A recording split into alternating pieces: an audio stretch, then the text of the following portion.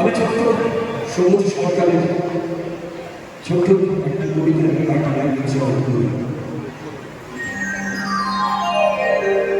রবীন্দ্রনাথ ঠাকুরের নবম খণ্ড দিয়ে চাপা দেওয়া একটা সুইসাইড নোট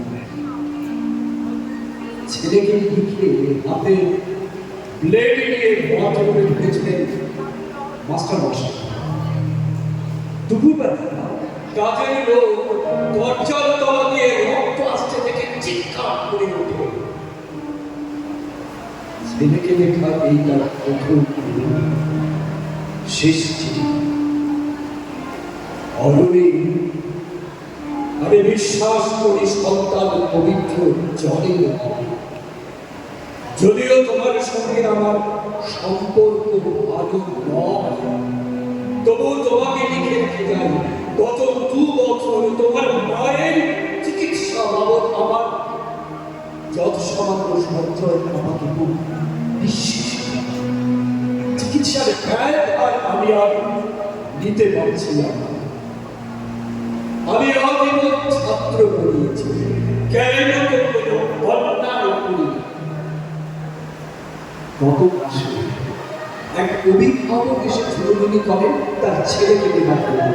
আমি প্রথম দিন ফিরিয়ে দিই, দ্বিতীয় দিন ফিরিয়ে দিই,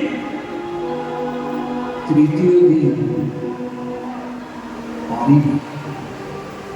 তিনি একটা খাবে 30,000 টাকা দিয়ে চলে যান। সেই টাকায় এই মাসে তোমার মায়ের চিকিৎসা চলছে।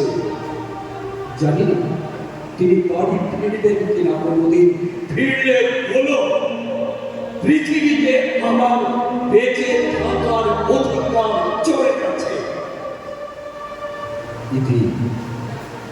বাবা, যখন সারাটা দেশ দাঁড়িয়ে আছে ঘুষের টাকার উপর, রবীন্দ্র রচনাগুলি দিয়ে চাপা দেওয়া একটা সুইসাইড নোট হাসপাতালে গাছের তলায় ছম করছিল। এগিয়ে গেলাম সাদা কাপড়ে ঢাকা মাস্টার মশাইয়ের দিকে, একটু বেরিয়ে থাকা বাঁধ দিকে। ও একটু বেরিয়ে থাকা বাঁধ যেন ভারতবর্ষের শেষ মাটি।